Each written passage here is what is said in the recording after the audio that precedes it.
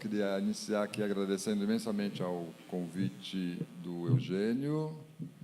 Já não sei quantas vezes eu subi nesse palco, é sempre uma nova emoção. Hoje eu estava aqui conversando com o Walter, esse frio na barriga que dá momentos antes, e como isso é um bom sinal, né? De como isso realmente importa, de como isso realmente nos toca, nos sensibiliza. Mas um nervoso adicional, né? Porque estar aqui ao lado de Walter Carvalho é realmente uma honra. Queria agradecer. E agradecer também toda a equipe aqui que toca esse festival bravamente, né? Contra tudo e contra todos, e com o apoio dessa galera incrível que aparece aqui todo ano. Parabéns para vocês. A gente pensou em começar com a projeção de um filme, né? Bom, eu e o Walter, a gente teve uma proximidade maior, a questão de uns 2 anos atrás, quando ele foi convidado para fazer uma exposição no Museu de Fotografia de Fortaleza, né? E aí ele sugeriu ao diretor do museu, Silvio Frota, que eu fizesse a curadoria. A gente já estava tendo diálogos antes disso e culminou, então, nessa exposição que a gente fez, Territórios, e que, dali, o Walter quis fazer também uma publicação, que é essa que está aqui comigo, né? E que será lançada amanhã, né? Na vila, onde estão sendo os lançamentos dos livros, né? E aí esse processo foi incrível, porque a gente aumentou o nosso diálogo, as nossas provocações, que foram muitas. Lidar com a genialidade do Walter é incrível, porque, enfim, cada pergunta que você faz, ele te responde com 2 questões, e aí o diálogo foi sendo incrível, né?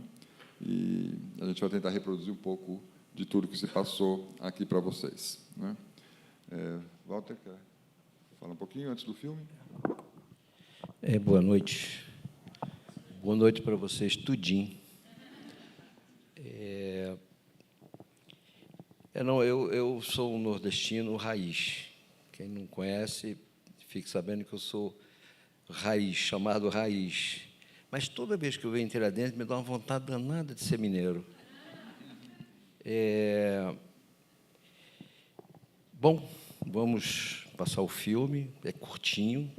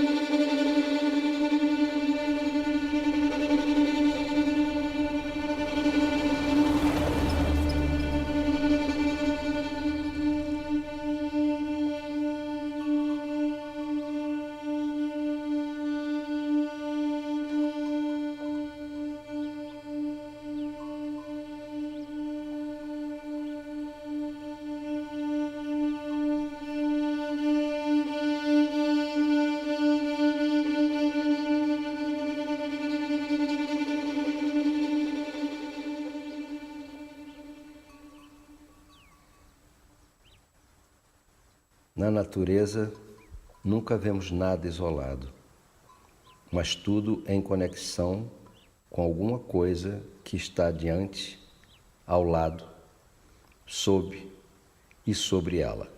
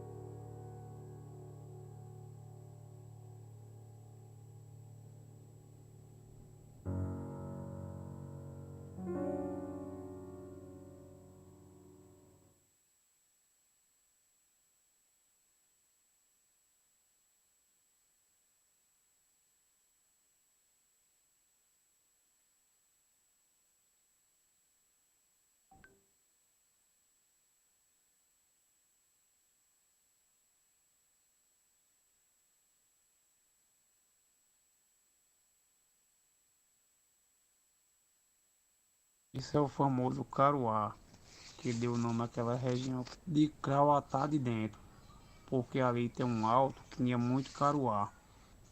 Ele é muito utilizado aqui para amarrar, tipo a embira dele serve para amarrar pamonha, serve de corda para amarrar um bicho no mato quando está doente. E também se faz corda com a embira dele, serve até muito forte, ela serve até para amarrar um boi no mato. É muito utilizado esse famoso caruá.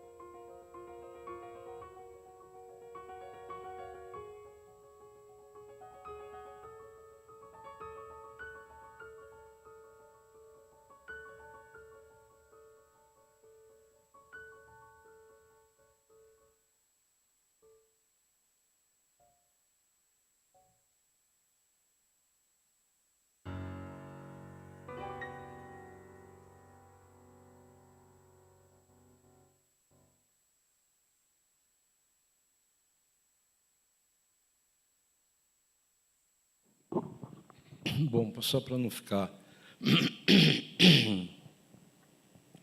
estranho, porque é uma exposição, né, que a gente faz da gente mesmo. Mas posso depois, no decorrer, explicar, porque eu acho que a foto ela nasce em 3 momentos. E eu acho que não sou eu que encontro a foto é que me encontra. E nessa fase aí, que continua até hoje, sempre que eu posso, eu levo o objeto que eu fotografo para minha casa, para o meu estúdio. E a ideia de... eu não podia tirar a parede. Então, eu resolvi me deixar lá. Esse grupo escolar já estava em ruína, como vocês viram. E eu, há um ano atrás, eu liguei para lá para ver, eu queria saber como estava isso, e não existe mais. Foi demolido, foi ao chão. Posso falar um pouco mais depois sobre o filme, mas vamos seguir com a questão do territórios, que o Éder vai falando aqui. E aí depois a gente abre para uma conversa, tá bom?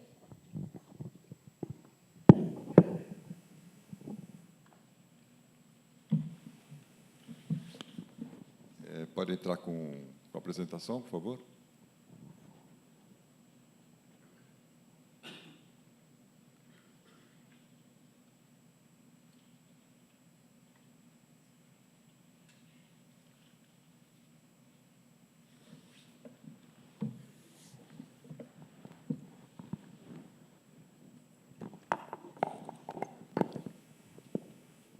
Do mundo, nada se leva, sentencia o fotógrafo Lambi Lambi, que posa para Walter Carvalho em seu estúdio, na cidade de Itabuna, na Bahia. É sábio o Lambi Lambi. Mas pensemos. O imperativo que faz Walter disparar o obturador de sua câmera, monumentalizando numa imagem o fotógrafo e seu estúdio, aponta para outra assertiva. Se do mundo nada se leva, algo se deixa.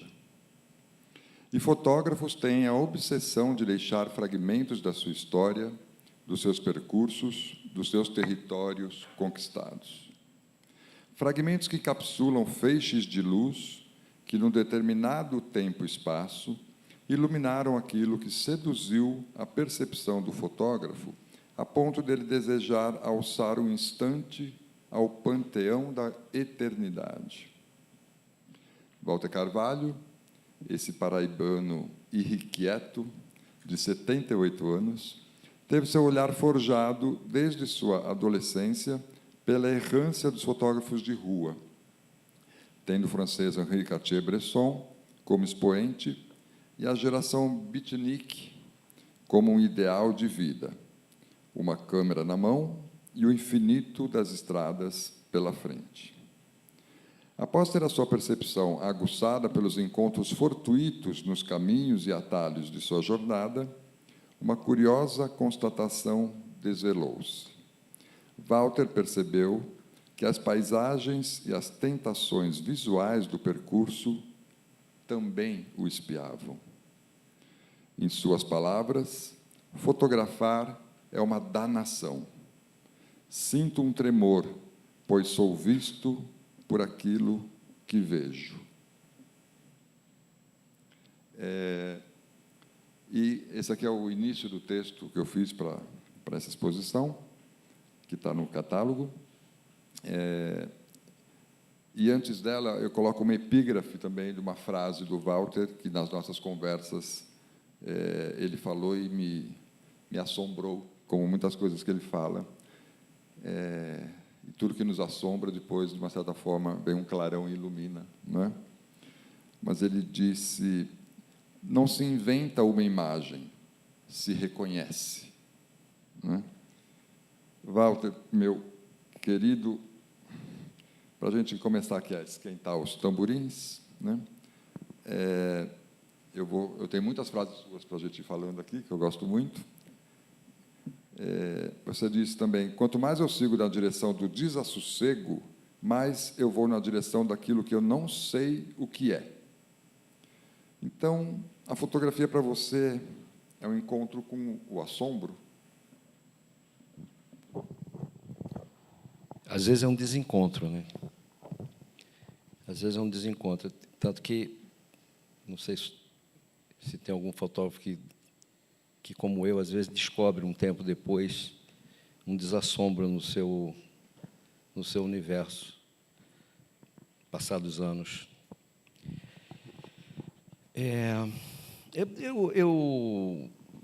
Eu sou um fotógrafo eu fotografo de ouvido.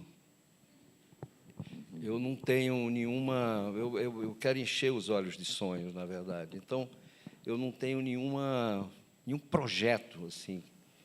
Eu tenho uma admiração muito grande pelo Sebastião Salgado, porque é um cara que tem um projeto com a fotografia. Eu não tenho, eu não consigo ter.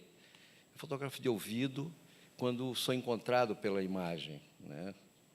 E esse desassossego, ele vem de uma coisa que eu não sabia, que eu fui descobrindo aos poucos, que eu não acho que a fotografia nasce na hora do clique, quando você aperta o botão.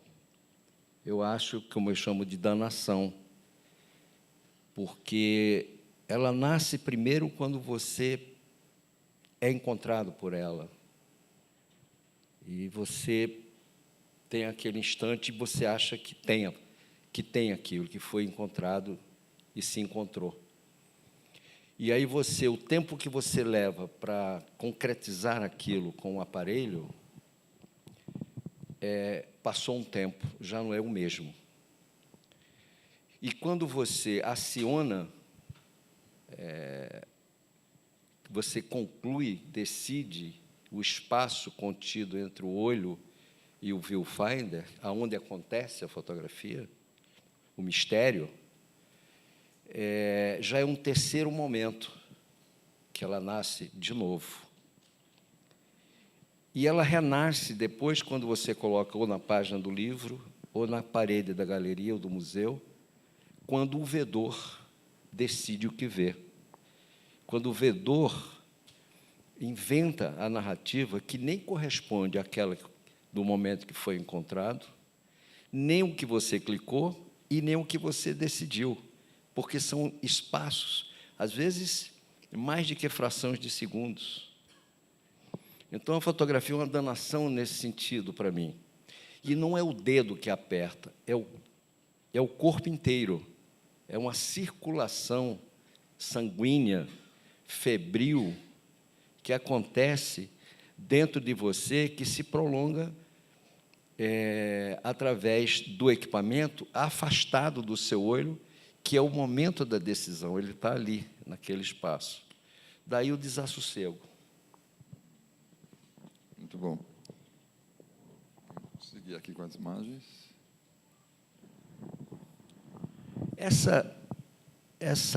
Essas coisas que eu falo, assim, na verdade, eu falo para mim. Eu morro de medo de falar isso, porque alguém pode levar a sério isso, né?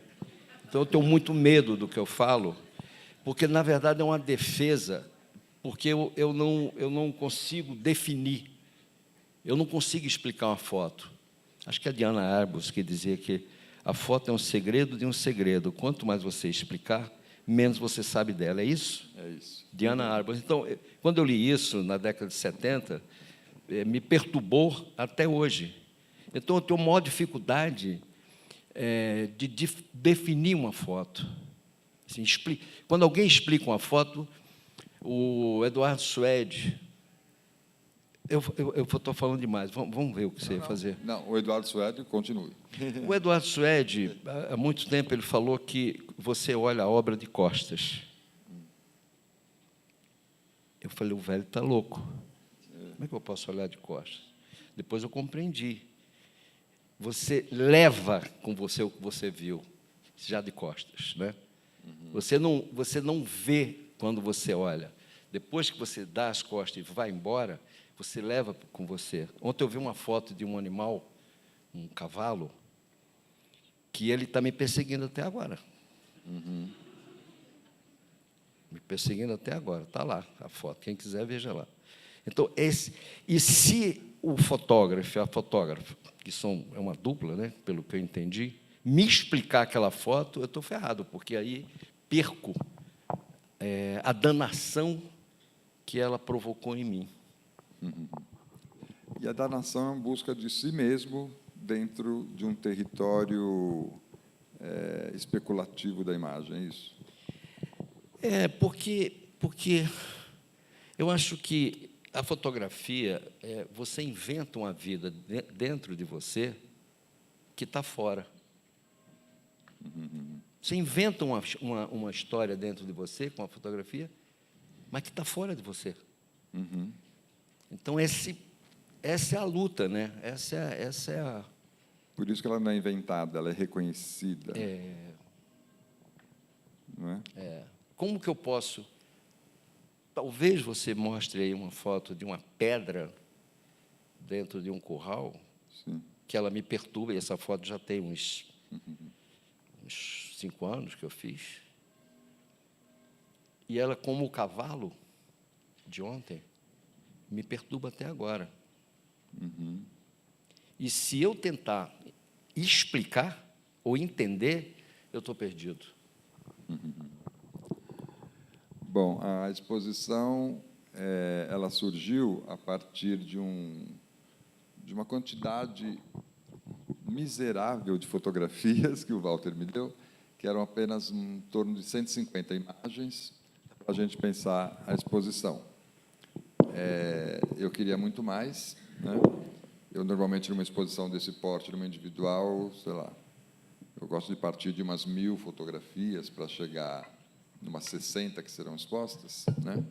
Porque assim a gente consegue entender as linhas de força que tem dentro desse acervo, consegue fazer conexões de lugares ali onde o fotógrafo reincide numa poética, numa questão ética, estética, não é? Então, eu gosto de nadar de braçadas nesse oceano de imagens para encontrar ali as correntes que organizam esse olhar, organizam essa percepção autoral, não é? Mas tínhamos um pequeno número de imagens, e dentro disso eu tentei, mesmo assim, criar essas relações, né? Porque o Walter, são muitos Walters, né? Quando ele fotografa, e aí é muito interessante perceber como a fotografia, o still, né? Ele, no seu modo mais livre de ser um street photographer, né? E aí é um momento que ele está, muitas vezes, sozinho, sem uma grande equipe, como acontece no cinema, né? E que ele consegue ter um livre-arbítrio sobre o que ele vai encontrar e sobre o que vai onde ele vai se reconhecer, né? O que vai assombrá-lo a ponto dele querer gerar uma imagem, né? E aí a gente foi, o Walter, como um bom paraibano, está sempre voltando para o sertão, muito também em função do trabalho dele, e é comum que ele saia caminhando pelas estradas, flagrando imagens como essa belíssima imagem aqui, daquela chuva que está ali bem localizada, né? Esse Maracanã improvisado, sem argentinos.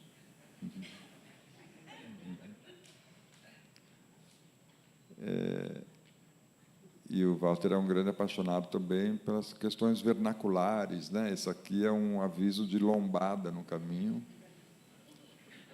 E aqui ele cometeu um delito. Fotografou, em seguida roubou a placa. Como é isso, Walter? Não basta a fotografia? O que aconteceu? Porque você sempre fala da representação, não é a coisa não é a representação. E aí que você quis as duas. Porque é como se fosse uma prova, né? Uma prova O negativo. Ela vira uma prova do que eu fiz, né? E uma prova do delito. Nessa história de que eu gosto de recolher o objeto e, quando possível, na exposição, eu mostro o objeto que eu encontrei, eu fui encontrado. Isso nasce em mim porque a nossa percepção, a nossa capacidade de olhar, a gente não... É impossível a qualquer ser humano entender ou ver o objeto que se olha no seu todo. Você nunca verá o objeto por inteiro, né? Eu dou sempre o mesmo exemplo do cubo, né? Um cubo, por exemplo, são 6 lados e você só enxerga 3. Não é impossível você tentar enxergar o quarto, pelo menos, lado de um cubo. E eu fui descobrindo aos poucos que eu não enxergo, mas eu deduzo. Seja uma cadeira, seja um indivíduo, seja uma flor, seja o que seja, você só vê se você der a volta. Então, como a fotografia não dá a volta, apesar de que um relato do Guran, da Cláudia, nossa querida Cláudia Andujá, que levou de volta a uma tribo indígena uma foto que ela havia feito há alguns anos antes, e ela levou as ampliações de volta para a comunidade indígena e mostrou, e deu as fotos para eles. E um dos indígenas pegou a foto dele criança, e ele já uma pessoa adulta, e ele olhou, viu que era ele, e foi olhar atrás. Então, é nesse sentido de que o objeto, para mim, é exatamente entre o que você vê e o que você deduz, existe, nessa distância, uma suposta poesia, que é exatamente o que me interessa. Então, eu comecei a recolher o objeto para que quem olhe na exposição tenha ideia daquilo como era lá, né? Eu tenho um cuidado de repor as coisas, viu, Éder? Para futuramente não ser preso. Mas também o Rauschenberg, com aquele trabalho que faz parte do MoMA, lá da exposição permanente do MoMA, que são as placas de trânsito que ele roubou, né? Então, é isso. É um pouco isso. Você falou de poesia, então vamos engatar aqui. Olha, numa entrevista sua, que eu vi para a Gisele Cato, minha amiga lá do Arte 1, você falou que a imagem tem que preservar o mistério. ela não pode se completar na sua plenitude, né? Entre o que vejo e deduzo reside a poesia. Acho que era um pouco disso que estava falando, né? Exato, Que mistério é esse? Porque a gente tem o assombro, onde você se reconhece, e aí tem esse lugar do mistério. É aquilo que não se explica, né? Aquilo que não se explica. É o que está fora do quadro, por exemplo. Quando você age, decide que você vai formatar aquele objeto dentro do aparelho, tem um fora. A fotografia é um recorte da realidade, é sempre um recorte do real, do mundo visível, né? Então, inclusive, nesse livro tem, você sabe disso, você, inclusive, quis corrigir os erros, e eu fui chato. Foi. Que, a esse encontro que se dá com o objeto,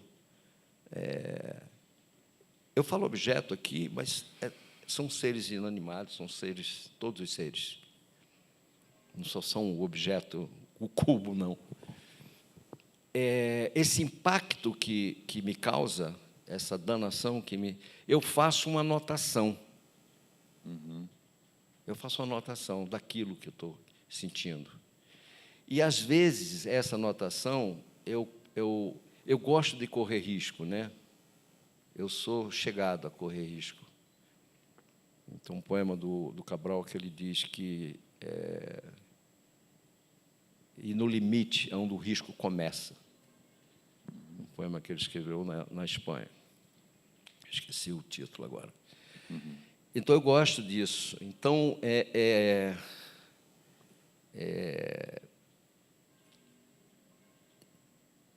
isso. Quer dizer, eu anoto e acabo tendo a coragem de colocar essa anotação, que eu posso chamar de que essa anotação é uma forma poética. Não tenho a pretensão, imagina, de ser poeta, mas é uma pretensão de uma anotação poética, porque não só é assim, eu vi o gato. Né? É mais que isso, o gato olhou para mim. Entende? Então, no livro tem alguns. Sim, vai passar aqui. Essa tua relação com o sertão, você pode falar um pouco? Porque a gente está vendo aqui esse primeiro bloco, é justamente desse Brasil profundo, desse lugar que também o cinema ajudou, que, né, forjou na gente essa imagem de Brasil, desde Glauber, Nelson Pereira, com quem você também trabalhou, não é? Com os dois. Então, fala um pouco, por favor, dessas impressões do sertão. Aliás, tem uma história dessa foto aqui, que o Antônio Augusto Fontes fez uma exposição recente agora na Galeria da Gávea, lá no Rio. Ele expôs essa foto. É a mesma foto. Eu juro. É a mesma foto. Ele está um pouquinho mais à frente. Aqui atrás de mim tem uma bifurcação. É fácil. Quem for lá no Raso da Catarina vai ver isso. Ele foi um pouco mais à frente. Agora, como ele é fotógrafo, eu sou um projeto de fotógrafo ainda, não cheguei lá, apesar de ter pretensões de chegar, não cheguei ainda, tudo bem. Ele colocou, tem um caçador, eu deduzo que é um caçador, porque ele está com uma arma de caçar nas costas, mais à frente, assim. Então, ele colocou o ser humano na proporção da... Eu não tive essa sorte, né? Nem de encontrar esse... Agora, curiosamente, tem uma outra foto minha que não está nesse livro, que tem o mesmo caçador, olha que loucura, o mesmo caçador, por causa dos cachorros que estão junto com ele. Bom, o sertão, ele entra em mim, ele adentra o meu ser, porque eu era muito garoto, e meu irmão, Vladimir Carvalho, documentarista, que faleceu agora em outubro, e que me faz muita falta, me levou para ajudá-lo a filmar no sertão. Então, ele me aplicou o cinema e aplicou o sertão, né? E eu virei um dependente. E o sertão é uma espécie de... Eu revisito sempre. Eu revisito sempre. Apesar de que eu acho que, por exemplo, o Tiago Santana é o grande fotógrafo do sertão do Nordeste. É impressionante o que o Tiago faz lá. Mas eu insisto, do meu jeito, um pouco desistindo já da ideia por causa do Tiago, já falei isso para ele. Mas é um lugar que, quando eu estou lá, por exemplo, eu tomo um carro assim e vou sozinho, e entro em estradas que não são estradas, e, às vezes, eu paro e fico escutando o silêncio do sertão. O espaço sem referência, para mim, é uma atração muito grande. Eu faço a mesma coisa quando vou para o deserto da Califórnia, por exemplo, que eu revisito sempre também. Há uma... Porque eu não sei se a gente vive... nós somos seres da simultaneidade, né, atualmente, né? É tudo imediato. E a gente, com essa capacidade nossa de ir perdendo a nossa capacidade de contemplar, o sertão me leva para esse lugar. Eu paro, eu olho, eu escuto, eu demoro. E, como Stendhal, né, a beleza se vê demoradamente. A beleza só se vê demoradamente. Então, eu tenho esse hábito de olhar. Por isso que eu falo que fotografo de ouvido, porque, como não tem um projeto, não tem um tema, não tem assim, vou fotografar tal coisa, assim, aí fico fotografando só aquilo. Não. Agora, tem um aspecto aí, que você sacou, né, que você chamou na época de constelações, eu acho que está no texto Constelações, é que eu sou o mesmo fotógrafo, então eu repito as fotos. Eu sou capaz de... Mas eu descubro depois que eu tenho uma foto do sertão nordestino e descubro uma foto igual a ela no deserto da Califórnia, no interior do New México, enfim. Então, estou sempre repetindo a mesma foto. Alguns eu digo assim, por exemplo, a cidade anunciada é como se fosse um tema na minha vida, que são as questões da publicidade, do anúncio nas cidades e tal. Mas não é eu não sou um fotógrafo temático nem projetista, entende? E ele encontrou essas ligações, essas constelações, de uma forma brilhante, porque ele foi...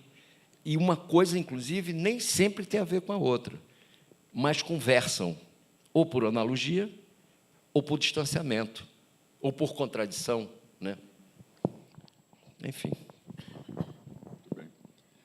Aqui nessa foto da esquerda, você oferece ela ao Malevich. Isso. Por quê? É uma pretensão danada, mas é o seguinte, o Malevich, eu sou uma pessoa que eu procuro muito roubar dos outros, assim, né? Aquela coisa que eu não sei se foi acho que foi, não foi o Edgar Allan Poe, me lembro quem foi agora que falou. Não, é o Eliot. Falou assim: os bons poetas roubam, os maus imitam, né? Então eu prefiro roubar. Esse conselho do Eliot para mim é perfeito. Então eu sempre que relaciono, que encontro alguma coisa, eu sou encontrado por aquela coisa que me relaciona com algum artista que eu gosto, que eu me identifico. Gostar é um pouco chato, mas que me identifico, que é o caso do Malevich, do Quadrado Negro, que todo mundo conhece. Eu, quando vi esse portão, no sertão de Pernambuco. Eu acho que houve uma conexão do ferreiro que fez esse portão com o Malevite. Eles se falaram e ele fez um Malevite vazado. O quadrado negro dele está vazado, entendeu? E eu confesso que eu me tremi quando vi isso, entende? Possivelmente fiz uma anotação nos caderninhos. Por isso que eu dedico eu chamo essa foto de Malevich. Uhum. E entrando, então, bom, o Walter é um estudioso também da história da arte e tal, e entre os muitos Walters que eu falei aqui, tem vários que permanecem ocultos, né? Então, ele prefere muito ser chamado de fotógrafo do que cineasta ou diretor ou qualquer coisa que valha. Eu acho muito interessante porque ele coloca na palavra fotógrafo o princípio de onde tudo se irradia na sua produção, né? Mas esse fotógrafo se coloca à prova em experimentos, né? Nós temos um Walter que faz esculturas, cria objetos, desenhos e pinturas para que ninguém veja, não é? Eu vou te interromper. Pode falar. É porque, olha, eu não sou nem pintor nem escultor, pelo amor de Deus, porque aí é muita. Eu já faço cinema, já faço televisão, faço fotografia. Se eu for me arvorar de ser escultor, daqui a pouco eu vou ser preso. Mas você queria esses objetos para estudar a iluminação. Não, é que o seguinte, é um pouco isso, mas é o seguinte, o fotógrafo de cinema, ele tem uma preocupação constante com a questão da luz, né? Porque a luz no cinema é a luz invisível, é a luz que... o melhor fotógrafo do cinema é aquele que mente melhor, né? Quando um ator acende uma luz num cenário, ele não está acendendo a luz do abajur, ele está acendendo a luz do cinema, a luz cinematográfica, que é uma mentira, tá certo? Mente melhor quem acende melhor essa luz. Então, essa obsessão, essa carga que você tem em cima da questão da luz vai te bitolando, você vai ficando só pensando. Eu levei anos para descobrir que a questão não era a luz, era o quadro. Isso é outra história, que eu chamo de enquadradar. Tem, inclusive, um texto disso. Mas essa questão da luz, eu comecei, e como eu tenho uma formação de design, eu sou da ESD, eu fiz ESD, eu comecei a descobrir que eu tinha alguma necessidade de fazer alguma coisa que não fosse com a luz, mas a tridimensionalidade, trabalhar com a tridimensionalidade, que eu chamo de morfogênese, né, que é o estudo do movimento.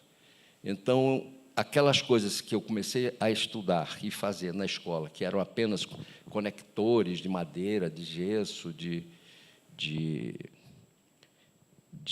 metal, como exercício da metodologia de trabalho na escola, eu fui transformando pela memória e pelos que eu tinha os desenhos guardados e tal, em morfogênese, em movimentos, ou seja, eu tenho coisas feitas com 2 metros, 3 metros de altura de concreto, de ferro, de madeira, coisas que, inclusive, eu estou saindo do sítio onde eu tenho isso, que a minha mulher, Lia, que está ali, chama de Valtim, em vez de Otim. E eu estou deixando lá, porque não tem como tirar, porque são fundações no chão, né, profundas, com sapatas, né, de concreto e ferro.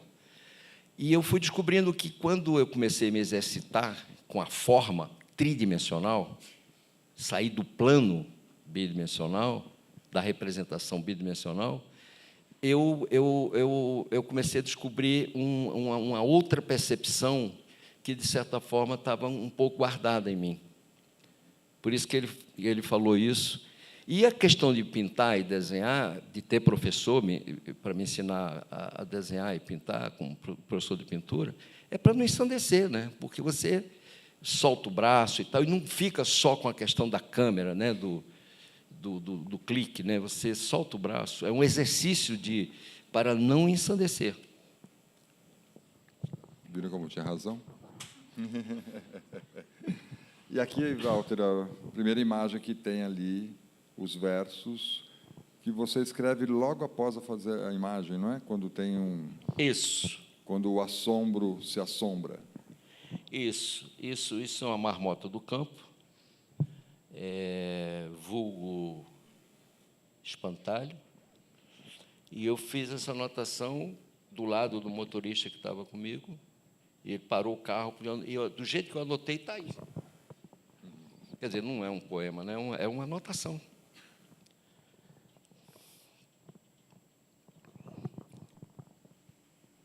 E aqui é a segunda. Essa também. Tem um momento no sertão, de uma época, sobretudo, que venta muito. Venta de forma assustadora. Venta mesmo, assim, de mexer com o teu corpo. E um dia eu estava andando e alguém tinha amarrado ou ficou pendurado, sei lá o quê, esse saco de aninhagem, e eu achei que o pássaro estava me vendo.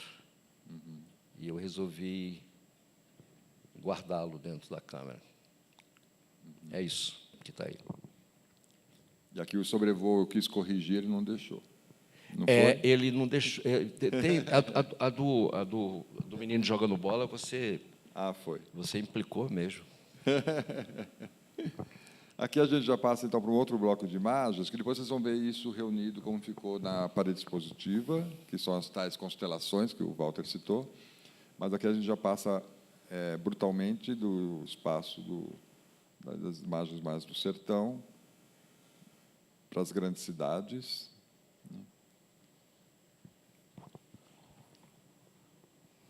E aqui vem um outro bloco da exposição que me interessou muito na pesquisa das imagens, que é a relação do simulacro, da fantasia, né, de como o olhar do Walter vai se encantando e organizando essa visão do surreal também, né, da imagem dentro da imagem, né, o que faz essas conexões dele entre o fotógrafo de estilo, fotógrafo de movimento, que vai organizando muito essa relação com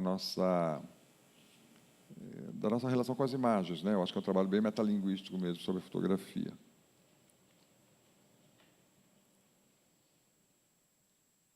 Essa da direita é uma das minhas fotos para sempre favoritas. Ela sempre quebra a minha cabeça, literalmente. E aqui.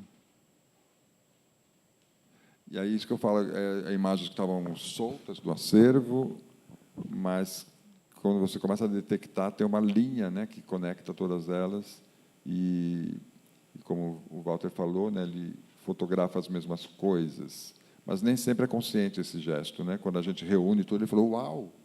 Né? Essa é outra imagem do Walter. Eu tive a oportunidade de levá-la para o Clube de Fotografia, Clube de Colecionadores de Fotografia do MAN, de São Paulo, né?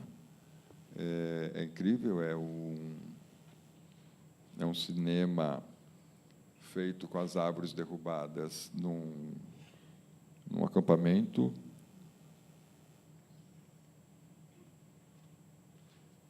E aqui que eu sempre vejo que o Walter segue enxergando, em muitos lugares, a tela do cinema, né?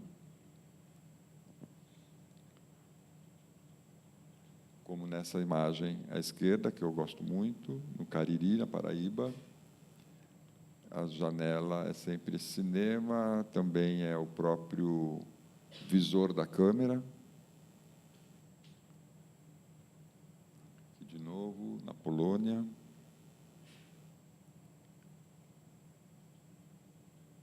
A imagem que abri a exposição junto com o texto, e foi a capa do catálogo, né? E das mais bressonianas, talvez, do conjunto.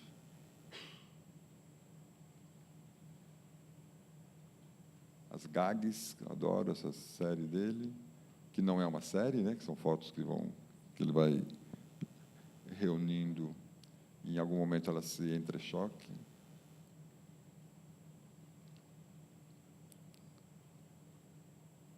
Aqui.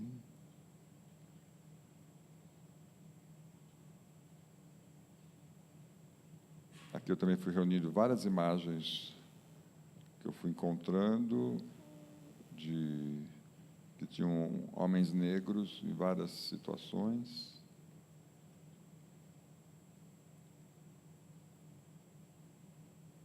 Isso vai virar uma parede específica também, como se fosse um único corpo. Acho que é a imagem mais antiga da exposição, né, de 77. Adoro esse olhar.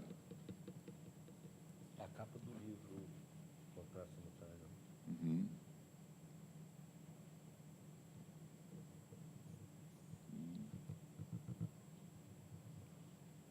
Aqui continua aquele trecho dos simulacros, né?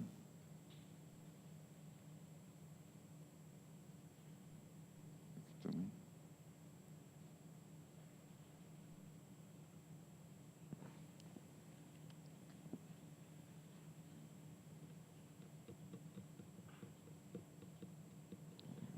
Walter, pegando uma outra entrevista que você deu, eu vi que você falou que você diz que quando está dirigindo um ator, você tenta extrair dele o que ele está escondendo de você e dele mesmo, não é? E aí eu te pergunto, e quando você fotografa no ritmo de um street photographer, você tenta extrair do mundo o que ele te oculta também? Eu não sei Eu não sei te responder isso, não. Muito difícil essa pergunta.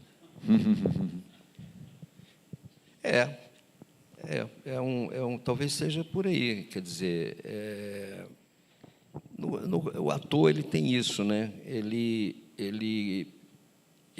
Como ele trabalha com a emoção, e você tem que provocar nele algo que esteja dentro da narrativa do que você está precisando ali. Ele tem seus segredos, né? Ele tem seus cuidados, ele se protege. O Paulo José, com quem eu aprendi muito, o Paulo José ele entrava no cenário e, vez por outra, dependendo da situação que ele estava, ele pegava um objeto, assim, uma chave, uma coisa assim, e ele dizia assim: ninguém está vendo, isso aqui só eu que sei que está na minha mão. Ninguém sabe disso. E ele começava a se relacionar com aquilo e construía a sua emoção a partir de uma coisa que só ele sabia, que ninguém está vendo isso. Olha, que incrível. Então, o ator esconde muito o que ele... E dele mesmo, ele nem sabe, porque muitos atores não... Nossa, eu trabalhei... Não, tem ator que não controla a emoção. Uhum. Então... uma das minhas, não vou chamar de técnica, mas um dos meus desejos é descobrir o que ele está escondendo. Uhum. E tirar dele aquilo em forma de emoção. Acho que a fotografia é um pouco isso comigo também. Pois é. Entende? Eu vi uma coisa que eu queria ter feito em 88,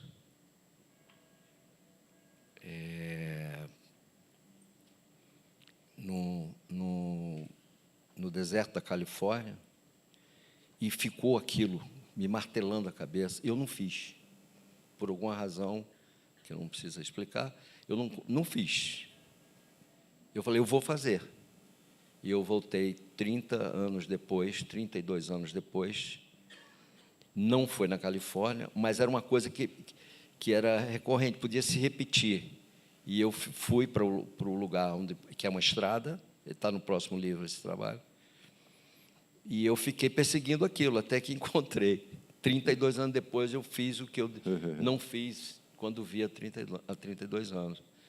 É uma forma de você ter essa relação que eu tenho com os atores. Aquilo fica martelando, como a pedra que está nesse livro, como o cavalo que eu vi ontem da Márcia. É Márcia, Paulo?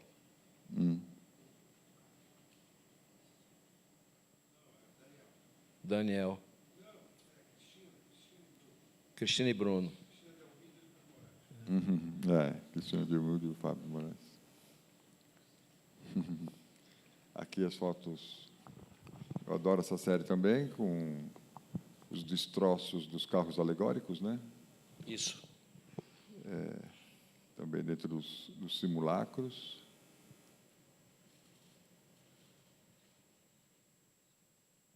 Veja, elas têm alguma coisa uma com a outra aí, né? Que parece que é o mesmo fotógrafo, sendo um em 2015, outro em 2012, né? E isso aí não é consciente. Fiz porque eu... Não, de forma nenhuma. De certa forma, ele que encontrou essas relações analógicas, que ele chamou de constelações, né?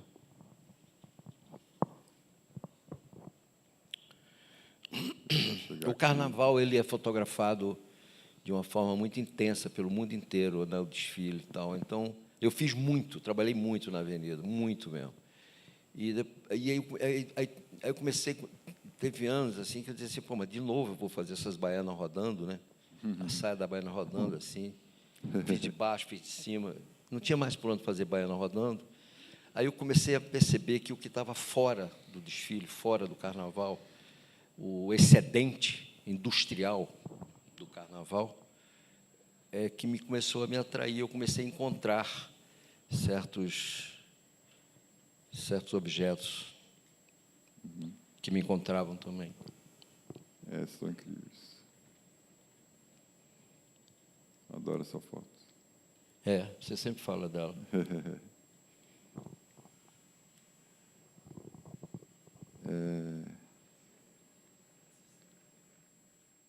E aqui a gente chega já na montagem da exposição. Esse é um tríptico que é muito importante na produção do Walter, e ele entende como um pensamento também a partir da invenção, a fotografia no momento da invenção do cinema, né, o pré-cinema, e essa aqui é meio que uma homenagem declarada ao Muybridge, né, e ao Marrey, né, os dois grandes pensadores, criadores ali desse pré-cinema, né. Eu sempre acho que ela é o grande elo que conecta o Walter, pensando estilo, pensando fotografia de movimento, né. A gente vai voltar a ela já, para finalizar, mas antes eu quero mostrar, então, como se deu aqui a construção da exposição a partir dessas conexões ou dessas constelações que eu fui encontrando no acervo e trocando com o Walter para ver como que ele entendia isso. E, enfim, isso agradou muito ali o público do museu, né? A exposição ficou uns 8 meses em cartaz, ou mais, né? Então, aqui, essas imagens que estavam dispersas foram reunidas numa só parede, criando isso que eu passo a pensar como um corpo único, né? E a gente pensando também o corpo negro, no nosso contexto de racismo estrutural.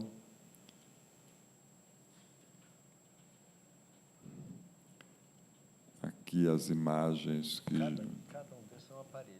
Cada um desses é uma parede, Então, aqui está em escala menor, né? O nosso lambe-lambe, ele abria a exposição, quando se abria o elevador, se dava de frente com ele, né? Ele era o hostess. Aqui as panorâmicas do sertão.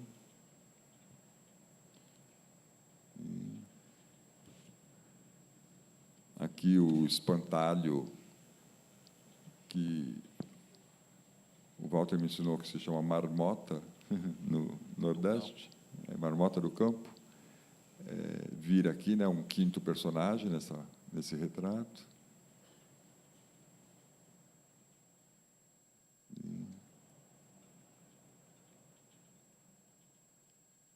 E aqui o que eu chamo das telas de cinema, né? Das telas que se abrem dentro de uma tela, dentro de outra tela, né? Como se fosse o próprio visor da câmera.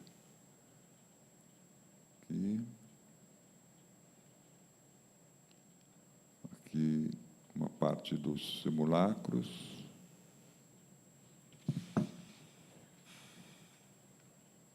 E voltamos aqui. Aí eu vou ler um trecho do texto de curadoria, e aí a gente abre, né, para perguntas do público. Quem quiser falar alguma coisa, já.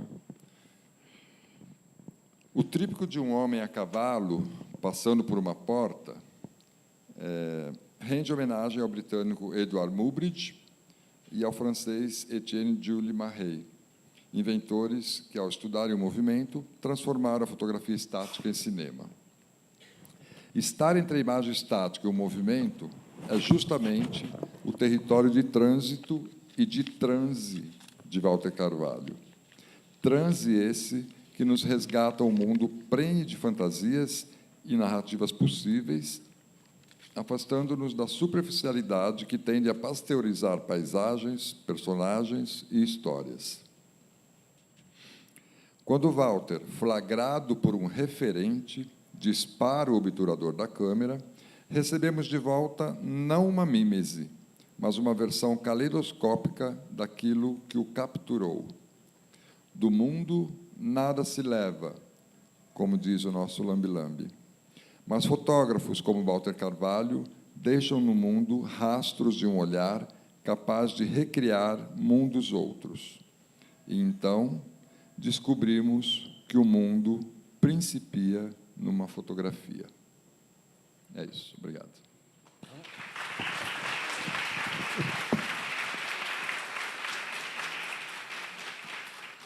O bom mesmo é o texto, né? O bom mesmo é o texto. Ele falou para mim: eu só quero fazer o livro para poder para te obrigar a escrever. Eu falei: tá bom. Consegui. Ele falou: tem que ser grande. Então, pessoas, quem quiser fazer alguma pergunta, alguma colocação, fique à vontade. A gente já cumpriu aqui o nosso horário, mas não. Ali. Quem quiser, eles passam o microfone, tá bom? Denise Camargo, por favor. Éder Chiodeto. Bom, primeiro, eu estou emocionadíssima com essa possibilidade, essa oportunidade de te ouvir, Walter, de te ouvir sempre, Éder. É uma delícia tudo isso. Acho que é uma noite muito especial, assim, particularmente para mim. Eu, desde muito tempo, faço uma pesquisa quase que interna e solitária com a fotografia de Central do Brasil. E aí, assim, claro, eu tenho, para além desse fotógrafo, sim, que você é, né, que a gente está vendo aqui, especialmente nessa exposição, né, que o Éder está contando aqui para a gente também o processo. Fico muito à vontade de saber de você qual é a interação, a interface ou a diferença, se existe, entre este fotógrafo que está ali no sertão e esse fotógrafo que está lá no set cinematográfico. O que acontece, em que momento eles se juntam, em que momentos eles se separam, enfim. É isso. Obrigada. Positivo e negativo? Não. Difícil. Eu sou um fotógrafo. Eu sou um lambe-lambe. Eu sou um fotógrafo de origem. Eu sou um fotógrafo que faço cinematografia e dirijo. Mas eu sou um fotógrafo. Eu sou uma pessoa fotógrafa, entendeu?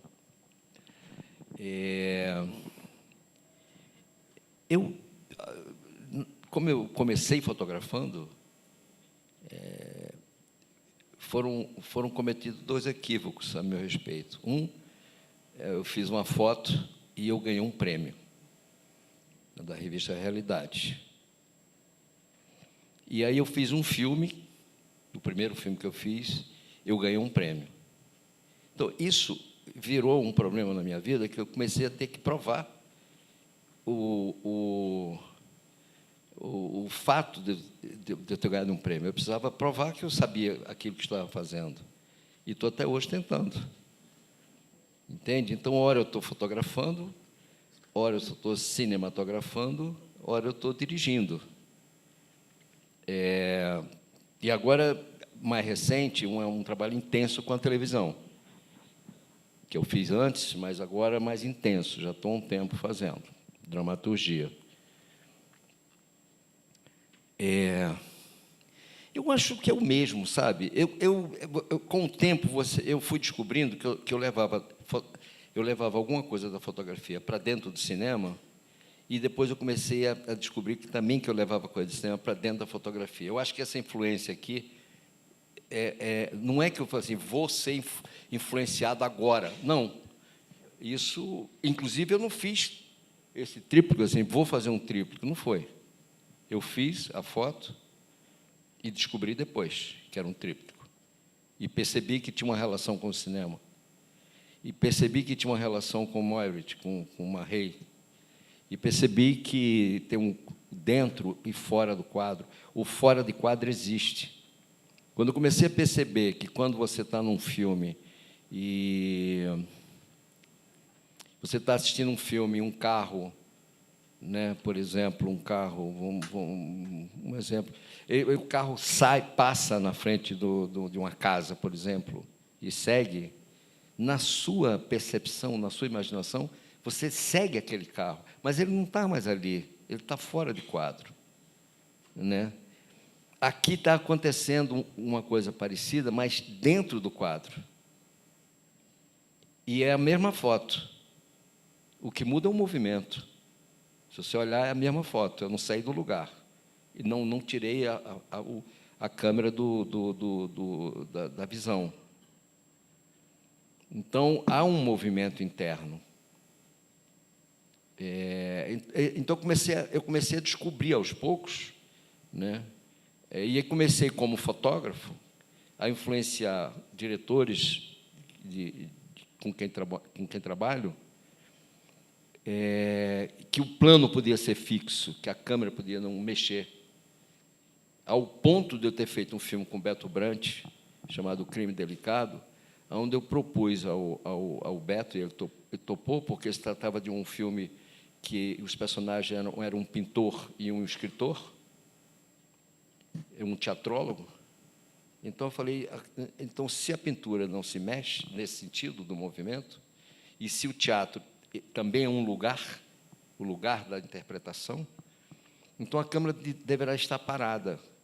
Então, eu fiz o filme inteiro do Beto com a câmera absolutamente parada, ela não mexe. E, inclusive, uma dificuldade muito grande, porque o cinema ele é feito do movimento, não do movimento interno, mas do movimento da câmera, são 2 movimentos. E, na primeira semana, a dificuldade de enquadrar e falar só com o quadro era tamanha que eu ia para o hotel, que o filme foi feito em São Paulo, eu ia para o hotel e eu estraguei o filme do Beto, porque começou a ficar difícil demais. Quase que eu desisto, entendeu?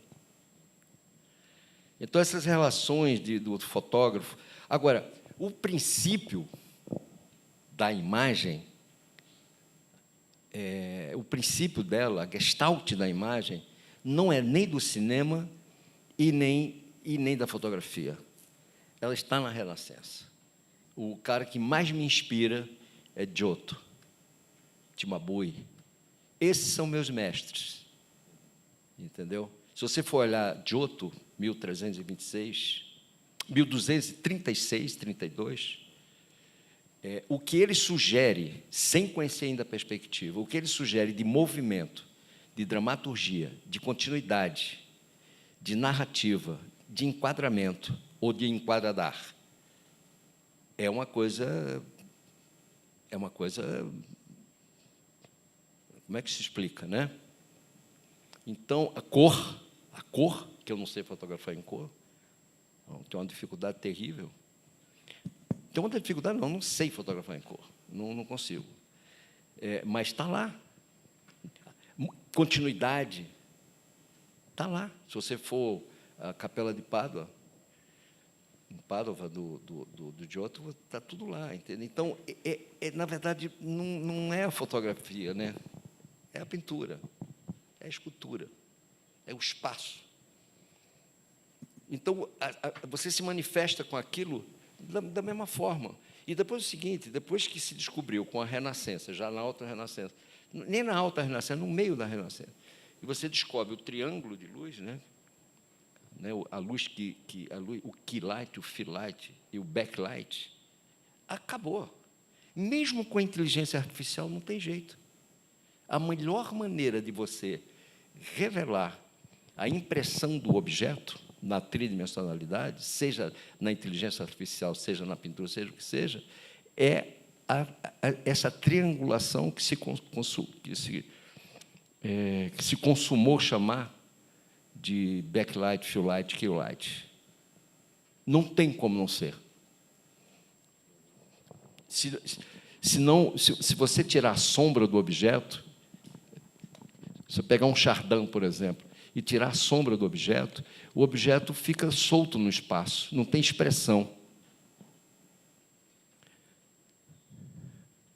Por outro lado, se você tem duas sombras numa cena de um filme, quando o ator passa numa porta e tem duas sombras, é deselegante. Que quando você está iluminando uma cena, você põe uma fonte de luz, você cria uma sombra. Aí você sente necessidade de botar outra fonte de luz, você cria duas sombras. Aí você sente mais necessidade de revelar aquela cena da melhor maneira para o filme enxergar, ou para o vídeo enxergar. Aí você coloca uma terceira fonte de luz, aí você tem 3 fontes de luz e uma infinidade de problemas. Pessoal, mas alguém, a gente tem que finalizar, já estou me avisando ali pelo horário, então acho que está na hora do vinho, né? Walter, querido, obrigado demais pela primazia de estar aqui ao seu lado. Obrigado, Éder. Você eu não tenho como agradecer, mas eu queria agradecer ao Eugênio, ao festival, a todas essas meninas, os meninos que fazem acontecer esse festival, que é um foco de resistência. Aqui, esse festival ele é um aparelho subversivo de resistência. E eu queria agradecer a presença de vocês por terem vindo, e a você eu não vou agradecer, porque tem muita coisa para agradecer a você. Tá bom? Obrigado, boa noite. Obrigado, gente. Boa noite.